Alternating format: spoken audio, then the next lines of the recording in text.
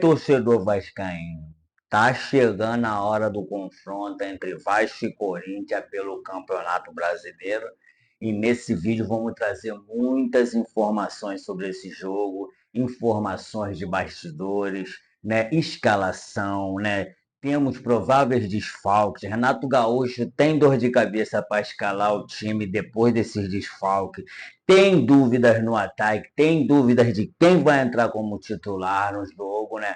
Tem decisão polêmica do STJD, tem decisão polêmica do outro lado, tudo nós vamos estar falando nesse jogo, né? Tudo nós vamos estar comentando sobre esse jogo nesse vídeo. Portanto, se você é novo no canal, acabou de chegar no canal, né? E tem curiosidade de saber a respeito desse jogo, esse é o lugar certo, é o vídeo certo para que você fique bem informado sobre o jogo.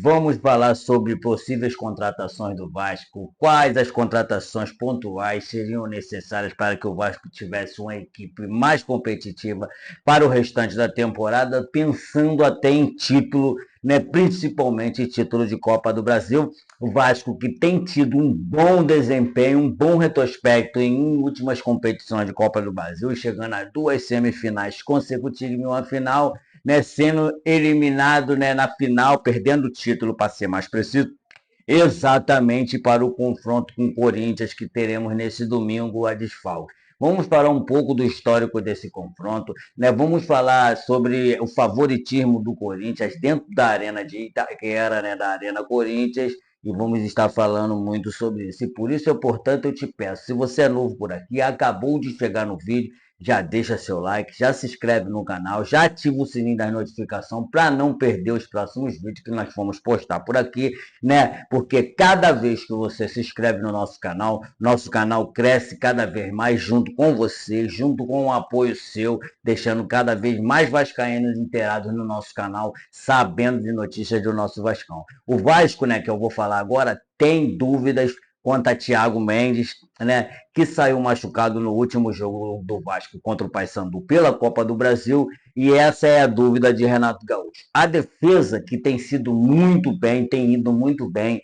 Puma Rodrigues entrou no lugar de Paulo Henrique no segundo tempo do jogo contra o Paysandu e teve uma ótima atuação, dando passe, né, conseguindo dar assistências.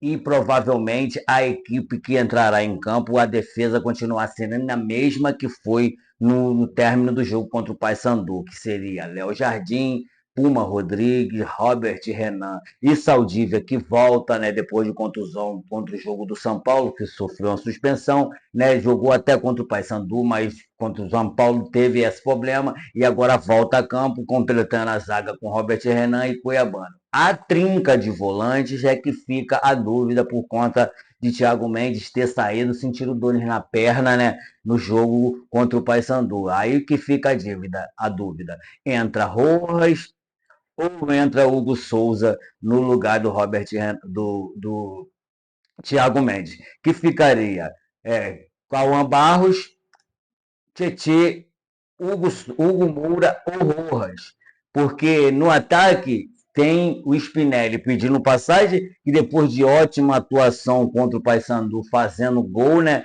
igualando a artilharia do Vasco na temporada, que era junto com o Puma Rodrigues. Ambos têm 4 gols pela temporada, né? Fica agora a dúvida: Spinelli deve ser titular ou mantém o David como titular na frente, né? Uma vez que vem jogando com o Andrés Gomes pela esquerda, David ou Spinelli pela direita, e fica a dúvida se Rojas vai jogar, né, no meio, no lugar de Thiago Mendes, possivelmente se ficando fora por conta de contusão. Eu acho que seria até melhor ele ficar fora essa partida, dependendo das circunstâncias do jogo, por conta de se condicionar melhor e se recuperar dessa contusão, para que não possamos perder Thiago Mendes por mais partidas, que seria péssimo para o Vasco, né, ao decorrer da temporada. Imagina perder Thiago Mendes, que é o líder da nossa equipe, né? Que vem comandando o Vasco nessas vitórias aí, 2 vitórias consecutivas, o Vasco, que depois de 5 jogos sem vencer, né? O Thiago Mendes tem sido muito importante, é o capitão do time.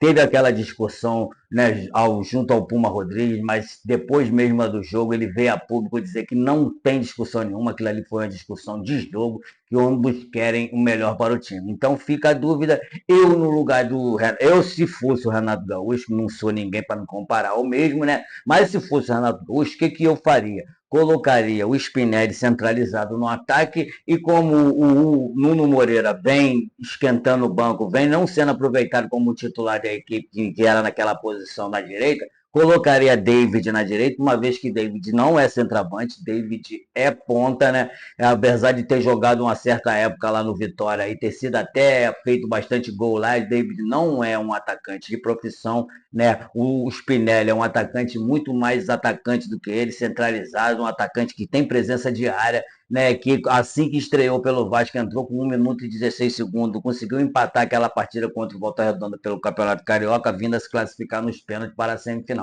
Então, isso é a minha opinião. Colocaria Andrés Gomes, Spinelli centralizado e David jogando pela direita. Lembrando, gente, que o Vasco nunca venceu o Corinthians na Arena Neoquímica. Na Arena Neoquímica são 9 partidas, né?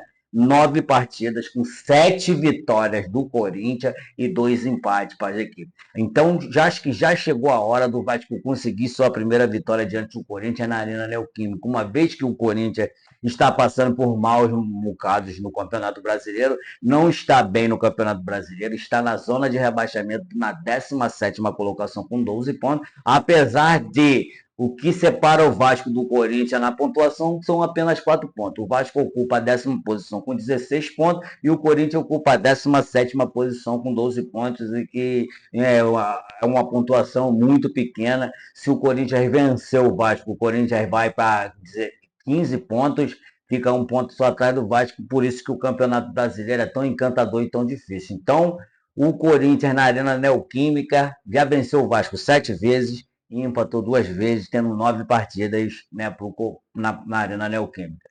E no histórico entre Vasco e Corinthians, são 128 partidas, com a larga vantagem do Corinthians de 56 vitórias, 36 empates e 36 vitórias para o Vasco, ou seja, são 20 vitórias a mais que o Corinthians tem para o Vasco, então chegou a hora do Vasco diminuir essa vantagem. Né? Primeiro confronto do Vasco e Corinthians foi no dia 14 de março de 1926, né, com a vitória de 2-1 do Vasco. Quando o último confronto ocorreu em 5 de abril de 2025 pelo Campeonato Brasileiro, onde o Corinthians venceu o Vasco por 3-0. Então já passou da hora do Vasco. O maior número de gols em um único jogo registrado foi em 1928 e 1934, quando o Vasco venceu o Corinthians por 5-0. Então já chegou a hora do Vasco acabar com esse jejum, e os corintianos sempre estão tirando bastante onda, falando que o Vasco é freguês do Corinthians, que o Corinthians tem vencido o Vasco todas as vezes, que o Corinthians é pai do Vasco, o Corinthians já ganhou inúmeras finais em cima do Vasco, sendo a final mais importante, né, no Mundial de 2000, onde o Corinthians saiu vencedor, né, levando aquele título, infelizmente no Edmundo perdendo o pênalti no último pênalti. Então chegou a hora, gente. Então eu peço a vocês que compartilhe esse vídeo, que deixe seu like, se inscreva no canal, que ative o sininho das notificações e me responda. Esse jogo, por o Corinthians estar numa fragilidade mais no Campeonato Brasileiro, o Vasco pode sair com a vitória de Itaquera?